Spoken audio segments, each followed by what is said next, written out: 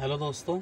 तो आज हम जो कवर करने जा रहे हैं वो है हमारा पीटी 365 इकनॉमी का। ठीक है, इसमें एक या दो वीडियो का मतलब लेक्चर रहे हैं, बस ये वाला चैप्टर है, मतलब ये ख़त्म हो जाएगा। उसके बाद 9th है, उसके बाद 10th तो एक दो पेजों का ख़त्म हो जाएगा जल्दी। ठीक है, तो इसको कंप्लीट करते हैं पहले।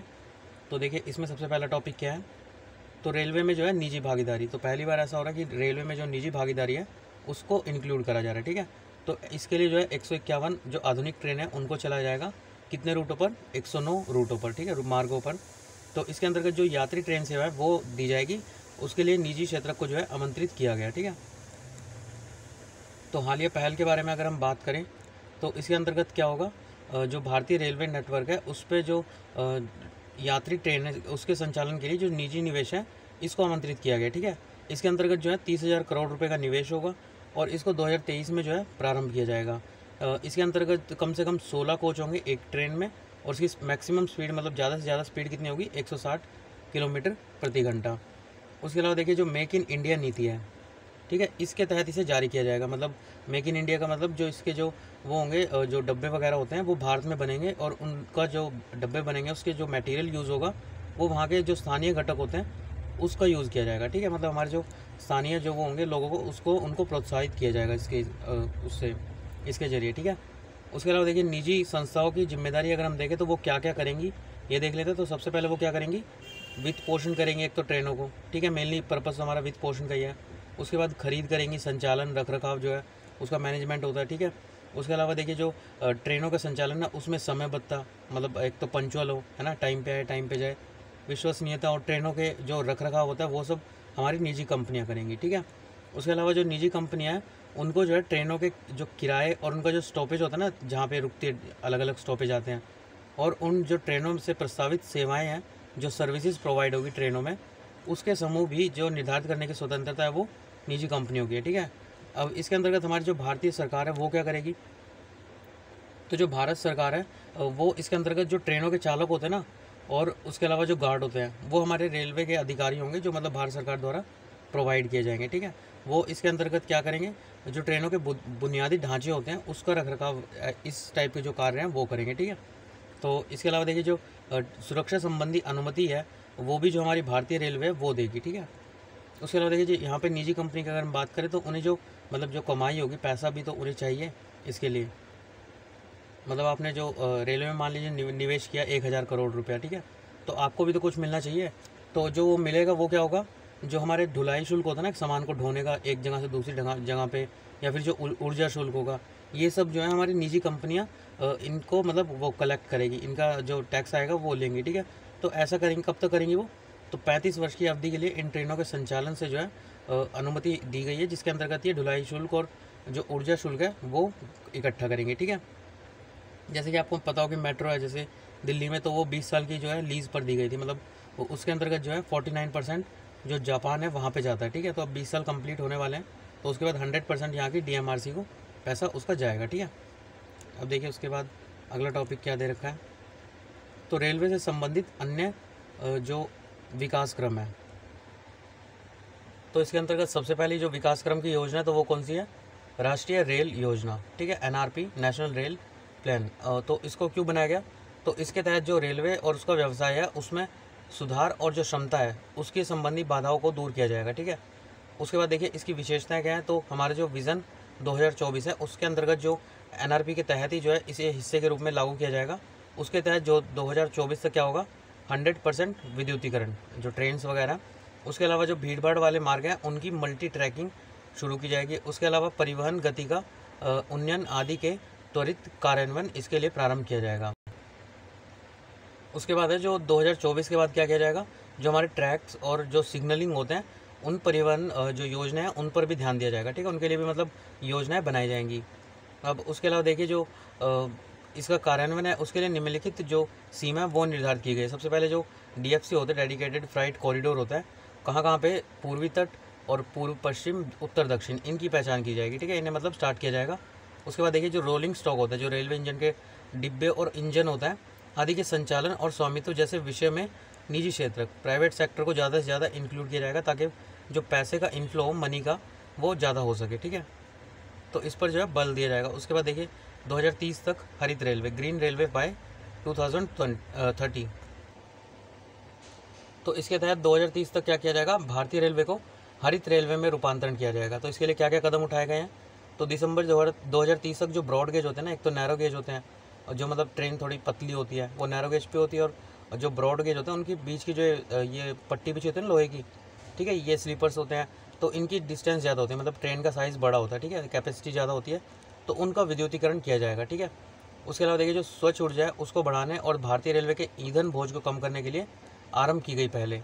तो इसके अंतर्गत क्या किया गया, जो भारतीय रेलवे के पास जो भूमि वगैरह होती है, जैसे कि आपने IRCTC के अगर रिटायरिंग रूम और इस टाइप के जो भी होता है, जो उनके रेलवे भूमि होती है, उन पे क्या होगा, उनकी छतों पर 100 मेगावाट के जो सौर संयंत्र होते हैं उनकी स्थापना की जाएगी, ठीक है, मतलब एनर्जी बचाने के लिए, जिससे अनेक ट्रेनों को विद्युत की आपूर्ति हो सकेगी। इसके अतिरिक्त जो है 103 मेगावाट के जो पवन ऊर्जा संयंत्र है वो पहले ही आरंभ हो चुके हैं, ठीक है। उसके अलावा जो रेलवे के भवन होंगे उन पर 100 मेगावाट के और लगाए जाएंगे, ठीक है।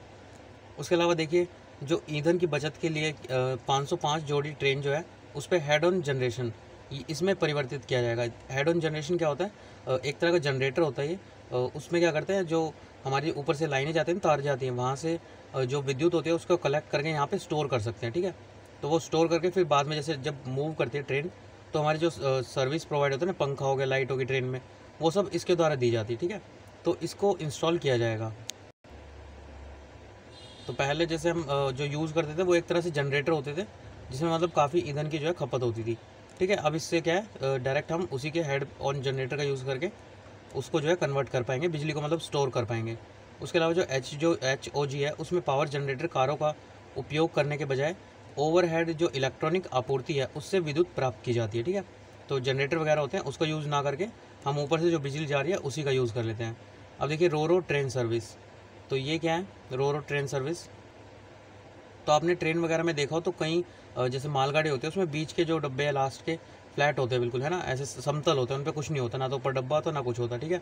तो इस टाइप के जो डब्बे होते हैं उनमें क्या करते हैं, जो हमारे ये जो भारी सड़क वाहन होते हैं ना, जो सड़कों पर जो भरे भरे वाहन चलते हैं सामान से, उनको डायरेक्ट इनके ऊपर चढ़ा दिया जाता है, ठीक है। तो एक स्थान से दूसरे स्थान पे मतलब उन्हीं ट्रेनों के ऊपर ले जाया जाता है। मान लीजिए जैसे आप 50 ट्रक ले जा रहे हैं तो सब में अलग अलग पेट्रोल भरवाना पड़ेगा, उसी की बजाय आप डायरेक्ट एक ट्रेन जो है एक जगह से दूसरी जगह जाने के लिए आप लगा दीजिए, है ना, तो 50 ट्रकों का जो है पेट्रोल बच जाएगा और वो इसके ऊपर चढ़ के सारी चली जाएंगी, ठीक है। तो ये जो स्टार्ट की गई है वो दक्षिण पश्चिम रेलवे ने अपने पहली जो है जो रो सर्विस है उसकी स्टार्टिंग की है, ठीक है। कहाँ से कहाँ तक की है, तो नेलमंगला बेंगलुरु के निकट जो है उससे लेके बेल जो सोलापुर के समीप तक है, ठीक है। उससे पहले भी जो है रो ट्रेन सेवा का प्रथम बार कब यूज़ किया गया था, तो 1999 में कोंकण रेलवे द्वारा प्रारंभ किया गया था, ठीक है। तो इससे लाभ क्या होंगे, तो जाहिर सी बात है इतने सारे जो एनर्जी हमारी सेव होगी, माल और आवश्यक वस्तुओं की तीव्र आवाजाही होगी। जैसे अगर आप ट्रक में जा रहे हैं तो मान लीजिए दिल्ली से मुंबई जा रहे थे, है ना, बीच में थोड़ा बहुत रेस्ट लेंगे, खाना खाएंगे, तो इस टाइप से जो है रेस्ट करते रहते हैं, पर ट्रेन क्या लगातार जाती रहती है, ठीक है। तीव्र आवाजाही सुनिश्चित होगी, ट्रक के गंतव्य स्थल तक पहुँचने में लगने वाले समय में जो है कमी आएगी, ठीक है। इससे सड़कों पर भीड़ भाड़ कम होगी, कीमती वस्तुओं की बचत होगी और अल्प कार्बन उत्सर्जन होगा, ठीक है। उसके बाद देखिए किसान रेल, तो ये क्या है, तो ये कहाँ से कहाँ तक स्टार्ट की गई है, तो जो अनंतपुर है और जो नई दिल्ली है उनके बीच स्टार्ट की गई है भारतीय रेल द्वारा, ठीक है। तो ये क्या है, दक्षिण भारत की प्रथम, मतलब जो साउथ हमारा इंडिया है वहाँ की फर्स्ट ट्रेन है, और जो भारत की जो है द्वितीय ट्रेन है। इससे पहले जो थी वो कौन सी थी, तो वो स्टार्ट की गई थी जो अगस्त 2020 देवलाली महाराष्ट्र से लेके दानापुर जो बिहार में था वहाँ तक प्रारंभ की गई थी, ठीक है। तो इसके अंतर्गत और क्या सुविधा दी गई है, तो फ्रोज़न कंटेनर, मतलब जैसे आपकी सब्जियाँ, फल, शीघ्र खराब होने वाले जो कृषि उत्पाद हैं वो इसके अंतर्गत हम जो है उनको रख सकते हैं, ठीक है, और सही समय पर वो बाज़ार में पहुँच जाते हैं। इसका पर्पज़ क्या है, किसानों की आय को दोगुना करने में सहायता प्रदान करना। उसके बाद देखिए विशेष पार्सल ट्रेन, अब ये क्या है, तो ये जो आंध्र प्रदेश का गुंटूर जिला है, ठीक है, वहाँ से हमारी जो सूखी मिर्च होती है उसको बांग्लादेश के बोनापोल यहाँ पे पहुँचाएगी। ये फर्स्ट टाइम है कि हम देश की सीमा से बाहर जाके जो है कोई चीज़ सर्व कर रहे हैं, ठीक है। तो आंध्र प्रदेश के गुंटूर और इसके आसपास के क्षेत्र में मिर्ची की खेती के लिए प्रसिद्ध है, ठीक है। अपने स्वाद और ब्रांड में विशिष्टता के कारण इस कृषि उपज की गुणवत्ता को अंतर्राष्ट्रीय स्तर पर ख्याति प्राप्त है, ठीक है। अब देखिए उसके बाद पतन और जहाजरानी, तो पतन भारतीय पतन विधेयक 2020 उसका मसौदा, ठीक है। तो ये सुर्खियों में क्यों था?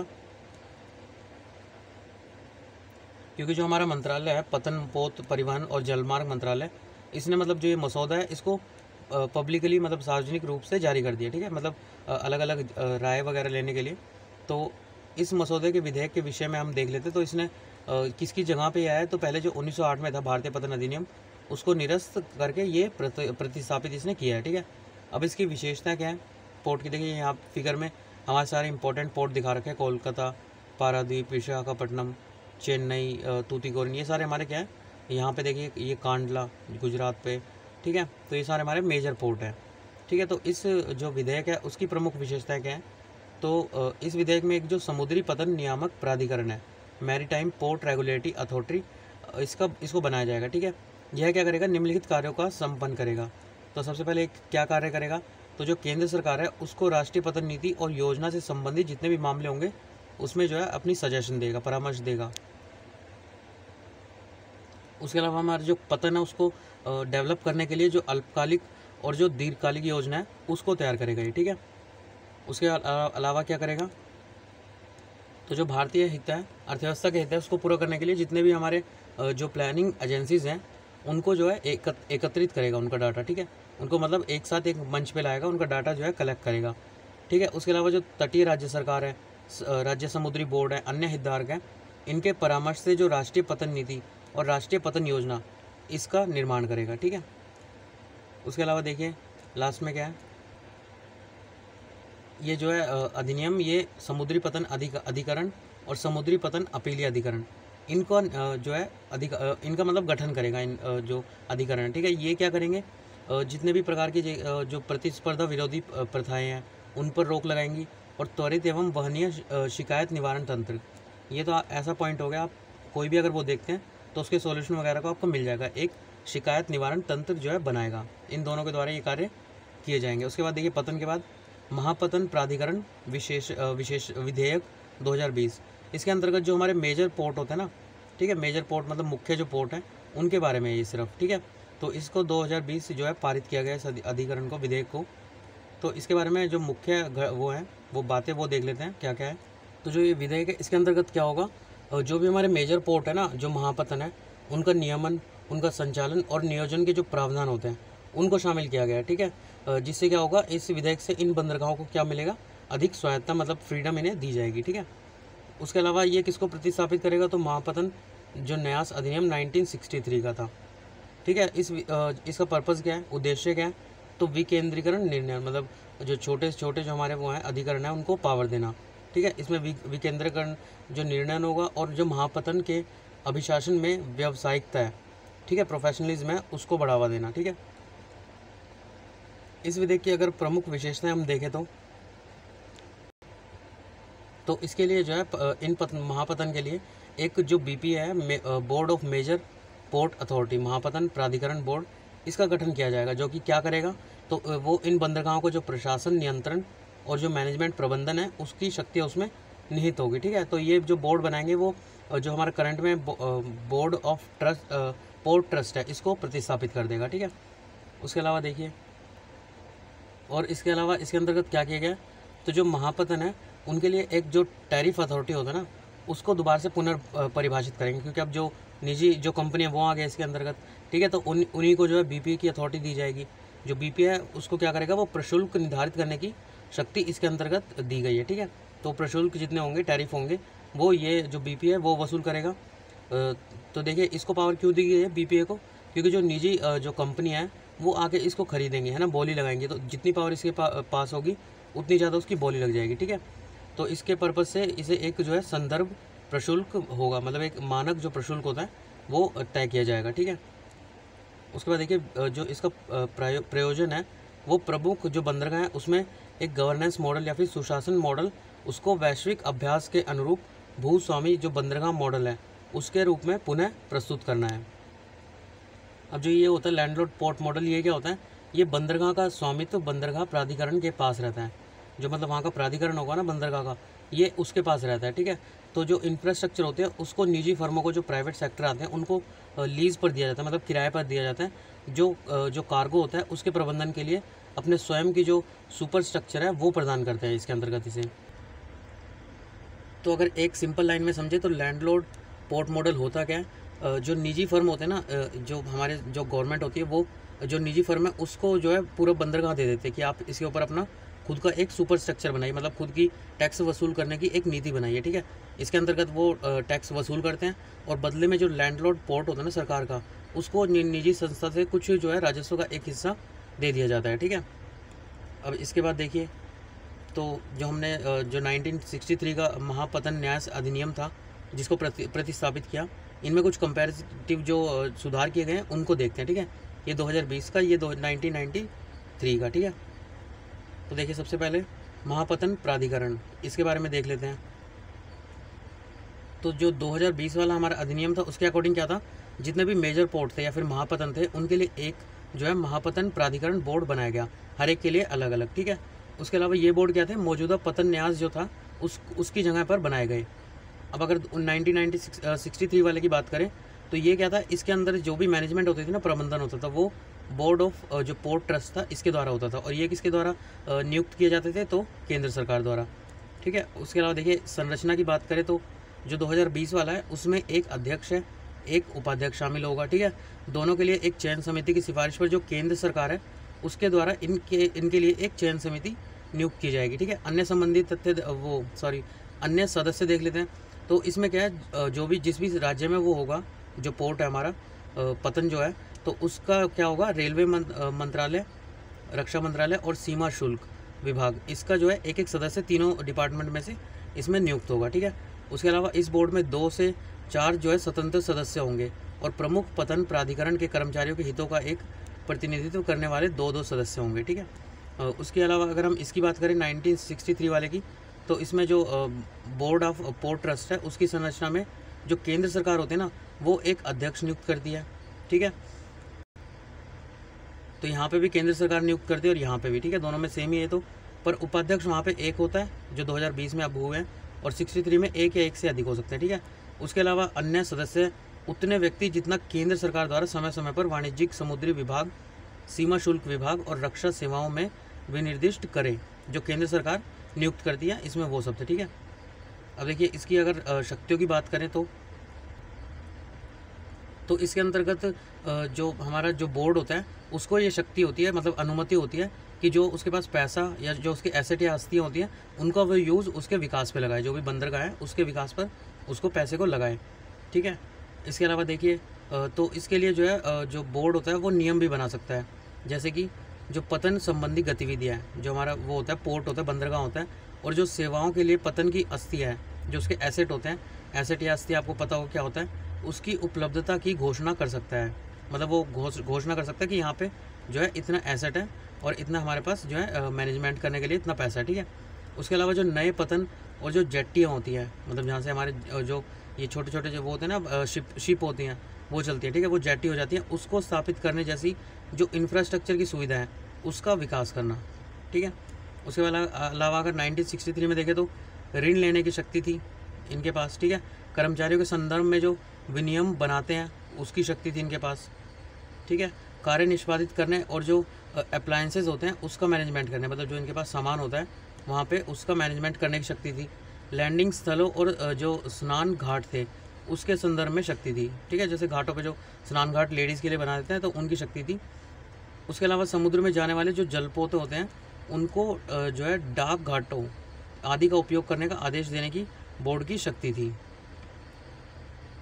ठीक है। मतलब यहाँ पे जो डाक है ये वो डाक पत्र वाला डाक नहीं है, एक डॉक होता है ना, डॉक बोलते हैं जैसे DOC के, ठीक है, जो एरिया होता है जहाँ से शिप वगैरह चलते हैं, ठीक है, उसे डॉक यार्ड बोलते हैं। तो उनके जो समुद्र में जाने वाले जलपोतों के जो डॉक यार्ड होते थे, ठीक है, और जो उनके घाट होते थे, ठीक है, समुद्री घाट जैसे होता है, उनका जो है उपयोग करने का आदेश देने की जो है बोर्ड के पास शक्ति होती थी, ठीक है। उसके अलावा 2020 में जो है किसी जो माल है या जलयान है उस पर किसी भी प्रभार के भुगतान से छूट या परिहार प्रदान करना था, ठीक है, मतलब वो कुछ छूट दे सकता था वहाँ पे। उसके अलावा दरों का निर्धारण, तो ये कैसे होता था, तो 1920 में जो दरों का निर्धारण कैसे होता है, मतलब जो न्यासी बोर्ड है या फिर ट्रस्टी बोर्ड है उसके द्वारा जो भी बोर्ड नियुक्त किया जाएगा, ठीक है, या जो कोई समिति बनाई जाएगी, वो जो है इनके जो संपत्ति का और सेवाओं का जो मतलब कर जो होगा उसको उनकी दरों को वो निर्धारित करता है, ठीक है। इसके लिए दरों का ऐसा निर्धारण पूर्वव्यापी प्रभाव के साथ नहीं होगा, मतलब जो पहले से चला आ रहा है उसके प्रभाव में इसे नहीं किया जाएगा, टैक्स जो वसूले जाएंगे, ठीक है। पर अगर जो 1963 का देखें तो वर्तमान में जो अभी मतलब चल रहा है, तो उसके अधिनियम के तहत जो एक गठित महापतन प्रशुल्क प्राधिकरण, इसके द्वारा जो है पतनों पर उपलब्ध जो भी संपत्ति और सेवाएं हैं उसके लिए दरों का निर्धारण किया जाता है अभी, ठीक है। जब ये लागू हो जाएगा तो उसके बाद ये करने लग जाएगा, ठीक है। उसके बाद बोर्ड की वित्तीय शक्तियाँ, तो इसके अंतर्गत क्या है कि जो बोर्ड है वो भारत के अंदर किसी भी अनुचित बैंक, ठीक है, कोई भी अनुचित बैंक या वित्तीय संस्थान है या भारत के बाहर कोई भी वित्तीय संस्थान है उससे ऋण ले सकता है, ठीक है। और 1963 में क्या है, बोर्ड का कोई भी जो ऋण है वो लेने से पहले अगर जो सेंट्रल गवर्नमेंट होती है उससे पूर्व अनुमति लेना जो है आवश्यक होता है, ठीक है।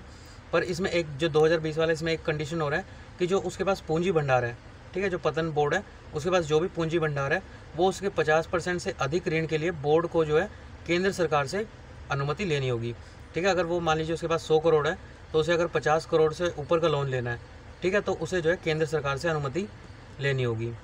उसके अलावा देखिए जो न्याय निर्णायक जो बोर्ड होता है, ठीक है, तो उसके अंतर्गत क्या है, यह विधेयक जो है केंद्र सरकार द्वारा एक न्याय निर्णायक बोर्ड का गठन इसका प्रावधान करेगा 2020 वाला।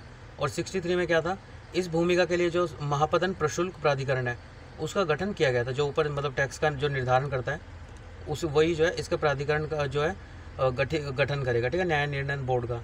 अगर दंड की बात करें तो जो 1963 था उसके अधिनियम के प्रावधानों के उल्लंघन के लिए काफ़ी सारे दंड थे, पर अगर यहाँ पे बात करें तो उसे जो है 1 लाख रुपए तक का जुर्माना किया जाएगा अगर वो किसी भी विनियमन का उल्लंघन करेगा या प्रावधान नियम जो है उनका उल्लंघन करने पर उसे 1 लाख तक का जुर्माना कर सकता है। अब देखिए PPP private public private partnership, सार्वजनिक निजी भागीदारी, तो इसके अंतर्गत क्या है, 1963 में इसमें से कुछ नहीं था, अब ये 2020 वाले में आएगा। तो इसके अंतर्गत जो विधेयक है वो PPP योजनाओं को ऐसी परियोजनाओं के रूप में परिभाषित करेगा जिनका जो बोर्ड होता है उसके द्वारा छूट अनुबंध, जो मतलब जो छूट देते हैं ना, सब्सिडीज़ देते हैं, उसके माध्यम से इसका भार संभाला जाएगा, ठीक है, PPP का। उसके अलावा ऐसी परियोजनाओं के लिए जो बोर्ड है वो शुरुआती बोली उद्देश्य के लिए प्रशुल्क निर्धारित कर सकता है, मतलब जो शुरुआत में बोली लगाई जाती है, जो बिड होती है, जैसे एक तरह से नीलामी होती है, तो उसके अंतर्गत जो बोली लगाने के लिए जो मेंबर आएंगे उनके ऊपर कुछ जो है प्रशुल्क ये निर्धारित कर सकता है, ठीक है। उसके बाद निगमित सामाजिक उत्तरदायित्व, कॉरपोरेट सोशल रिस्पॉन्सिबिलिटी, तो इसके अंतर्गत क्या होगा, जो बोर्ड है वो अपनी जो निधियाँ होती हैं उसका यूज़ जो है सामाजिक उद्देश्यों के लिए कर सकता है, ठीक है, जिसके तहत क्या आ सकता है, शिक्षा, स्वास्थ्य, आवास, कौशल विकास, इस जैसे जो क्षेत्र में जो अवसंरचना है उसका विकास करना सम्मिलित होगा, ठीक है। उसके बाद देखिए पत्तनों के संबंध में अन्य विकास क्रम, ठीक है, तो इसके अंतर्गत सबसे पहला क्या है, सरोद पोर्ट, इसमें सरोद की फुल फॉर्म क्या है, तो सोसाइटी फॉर अफोर्डेबल जो रिड्रेसल ऑफ डिस्प्यूट, मतलब जो विवाद होते हैं उनका किफ़ायती समाधान, ठीक है। तो इसके लिए क्या किया गया है, उनमें जो समुद्री क्षेत्र में जो भी वो होंगे विवाद होंगे उसके लिए मध्यस्थों के माध्यम से विवादों के निपटान में जो है सलाह और सहायता प्रदान करेगा ये, ठीक है, सरोद पोर्ट जो है, ठीक है, जिसके तहत जो प्रमुख पतन है, जो मतलब महापतन है, और निजी जो बंदरगाह, जेट्टी, टर्मिनल, गैर प्रमुख जो पतन है, पोर्ट है, शिपिंग है, ये क्षेत्र जो है सम्मिलित होंगे। इनका सबका किसी का विवाद होगा तो सरोद पोर्ट के अंतर्गत वो आएगा, ठीक है। जिसकी स्थापना कब किससे की गई थी, तो सोसाइटी पंजीकरण अधिनियम 1860 के तहत इस उद्देश्य के साथ की गई थी, निम्नलिखित उद्देश्यों के साथ। तो पहला उद्देश्य क्या था, सबसे पहले न्यायपूर्ण रीति से विवादों का किफ़ायती मतलब सस्ता और टाइम पे जो है समाधान हो। उसके अलावा मध्यस्थों के रूप में जो तकनीकी विशेषज्ञ या फिर टेक्निकल जो वो होते हैं विशेषज्ञ होते हैं उसके जो है पैनल के साथ विवाद समाधान तंत्र का संवर्धन करना आदि, ठीक है। उसके बाद देखिए जो ये प्राधिकरण है और जो लाइसेंसधारी होता है, मतलब एक तो प्राधिकरण हो गया, एक जो लाइसेंस प्राप्त करता है आगे काम करने के लिए, ठीक है, तो उसके जो लाइसेंस प्राप्त करता है उसके मध्य विवादों को कवर करेगा ये। और उसके अलावा जो लाइसेंसधारी और उसके बाद जो लाइसेंसधारी आगे ठेके पे जिसको देगा वो शिप, उसके मध्य होने वाले विवाद भी इसके तहत जो है शामिल होते हैं, ठीक है, सरोद पोर्ट के अंदर। उसके बाद अगला देखिए क्या है, तो अगला है वेसल ट्रैफिक सेवाएं और वेसल्स ट्रैफिक मॉनिटरिंग सिस्टम, ठीक है, VTS और VMS। तो ये क्या है, ये एक तरह के सॉफ्टवेयर हैं जो बंदरगाह या जो जलमार्ग होता है उस पर पोत की स्थिति, मतलब कहाँ पे खड़ा हुआ है वो, कहाँ पे जा रहा है, उसकी स्थिति, अन्य यातायात की अवस्था, ठीक है, या फिर मौसम संबंधी जितने भी खतरे की चेतावनी और यातायात होते हैं उसके व्यापक प्रबंधन को निर्धारित करता है, ठीक है, BTS और VMS, ठीक है। तो इसके अलावा जो ये है पोत परिवहन मंत्रालय, उसके द्वारा इन दोनों को ही जो है एक स्वदेशी सॉफ्टवेयर समाधान का शुभारंभ किया गया। मतलब ये वो है इलेक्ट्रॉनिक वो है, ये मतलब एप्लीकेशंस हैं, ठीक है। यह इस मुद्दे में विदेशी मुद्रा के व्यय को कम करेगा, ठीक है। स्वदेशी बने हुए हैं तो विदेशी मुद्रा का व्यय कम होगा, तथा जो BTS सॉफ्टवेयर है उसके लिए विदेशी समर्थन पर निर्भरता को कम करेगा, मतलब न्यून करेगा, ठीक है। उसके अलावा VTMS जो है वो जो अंतर्राष्ट्रीय समुद्री संगठन कन्वेंशन है, ठीक है, safety of life of sea सेलोज जो है उसके तहत ये अनिवार्य है, ठीक है। उसके बाद देखिए ट्रांसशिपमेंट पतन, ये क्या होता है। तो वर्तमान समय में अगर हम देखें तो भारत में 2 ऐसे ट्रांसशिपमेंट पवन, सबसे पहले ये होता क्या है, ट्रांसशिपमेंट जो टर्मिनल है ये एक तरह का हब होता है, मतलब एक तरह से गुच्छा होता है, काफ़ी सारे उसका किन चीज़ों का गुच्छा होता है, जहाँ छोटे फीडर जहाज जो होते हैं, ठीक है, कार्गो लाने का कार्य करते हैं, मतलब माल वगैरह जो लाते हैं ना, तो उसमें क्या होता है फिर अंतिम गंतव्य तक परिवहन हेतु बड़े जहाज़ों में लादा जाता है। जैसे हम लॉजिस्टिक पढ़ा था ना हमने उसमें ट्रैफिक में, कि छोटे पहले लाते हैं 10-10 टन के, फिर वहाँ से जो है लॉजिस्टिक पार्क से बड़ा एक 30 टन का उसको ले जाके मुंबई से जैसे दिल्ली आ गया, फिर वहाँ से फिर छोटे में चला जाता है। तो इसी टाइप से ये भी होता है ट्रांसशिपमेंट पतन, ठीक है।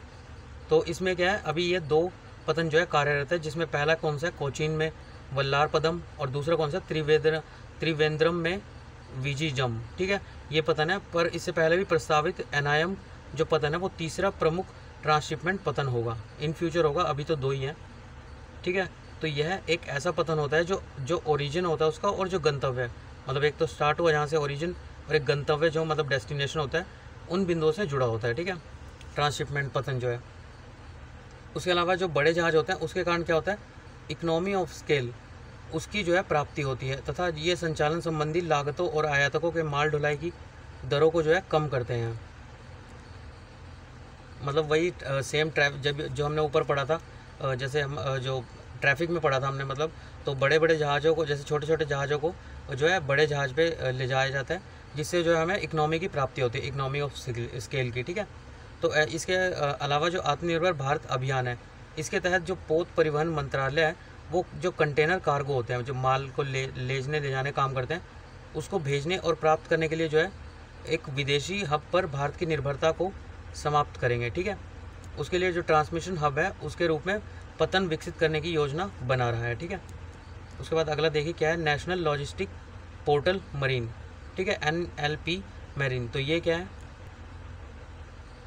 तो इसे विकसित कौन कर रहा है, पोत परिवहन मंत्रालय। ये होता क्या है, एक तरह से निर्बाध जो विनियमन होता है, ठीक है, मतलब जो निर्यातक आयातक और सेवा जो सर्विस प्रोवाइडर है उनके जो दस्तावेज होता है ना, उसको जो निर्बाध विनियमन, मतलब बिना ज़्यादा चेक किए हुए जो है आना जाना जल्दी से जल्दी हो सके, त्वरित हो सके, और उसमें पारदर्शिता और त्वरित तरीके से व्यवसाय संचालन किया जा सके, ठीक है। इसके लिए NLP मरीन इस पोर्टल को लॉन्च किया जा रहा है, ठीक है। इसके लिए जो वर्तमान बंदरगाह सामुदायिक प्रणाली है, पोर्ट कम्युनिटी सिस्टम है, PCS, उसको विस्तारित करने की योजना है, मतलब इसी के तहत जो है इसे विस्तारित किया जाएगा।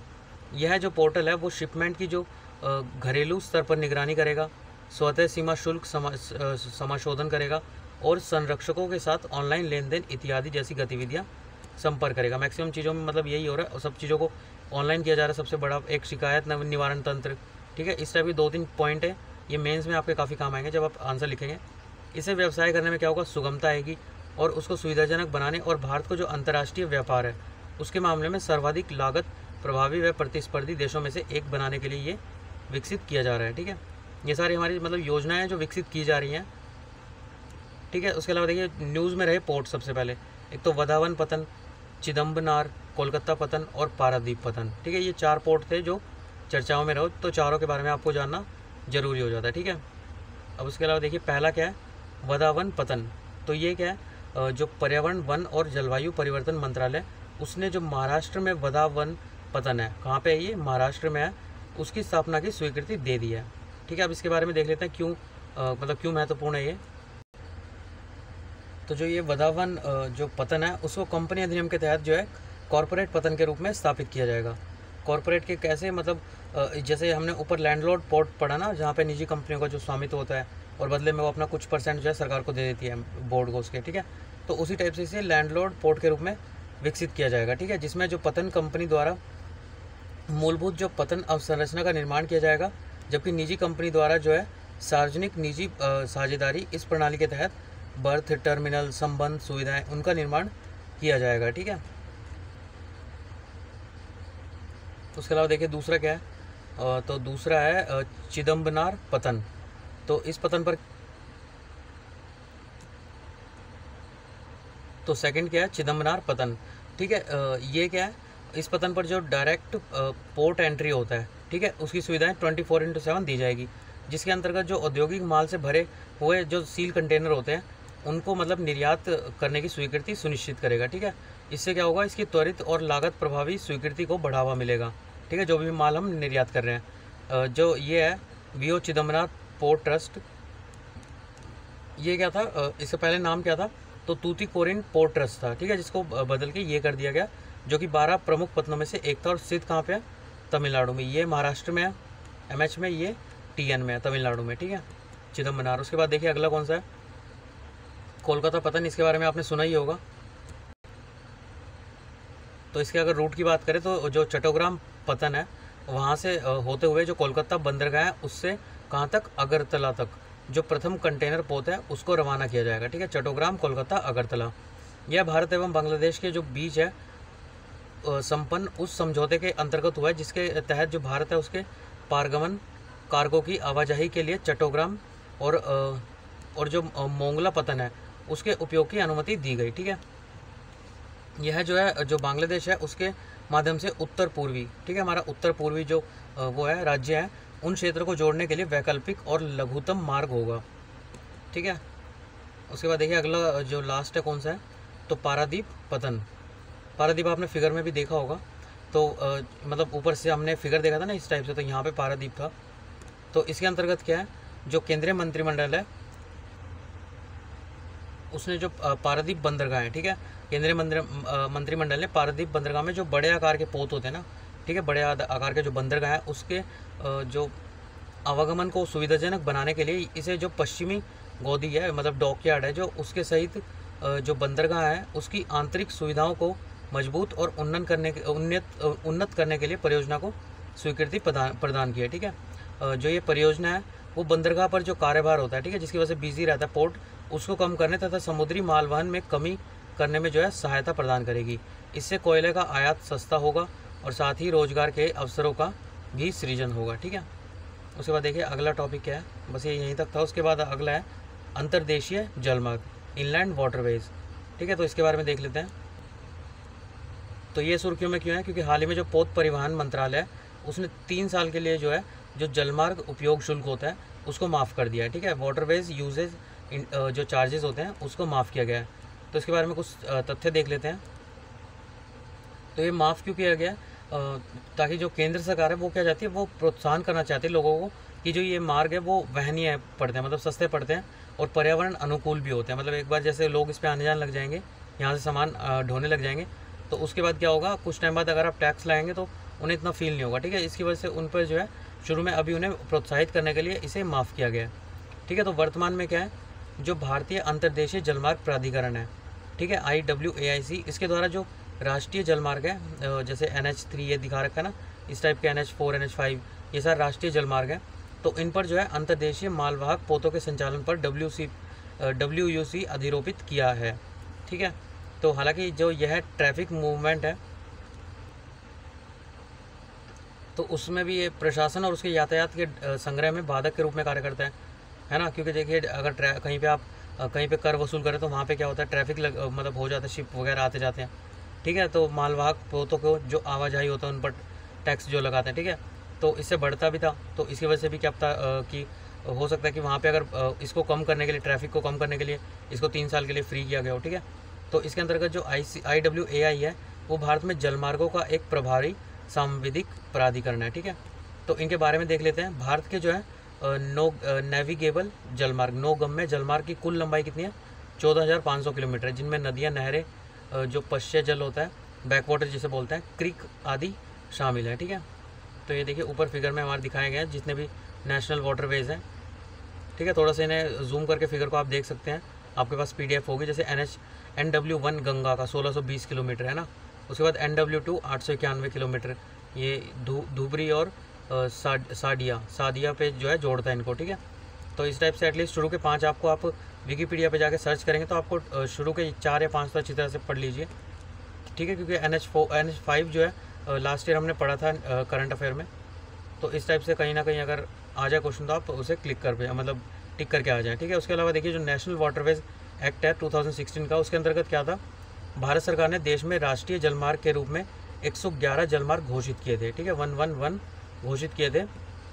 ये जलमार्ग जो है नदियों या जो नदी खंडों जो क्रिक्स व ज्वारंद मुख होते हैं आदि से मिलकर बने होते हैं, ठीक है।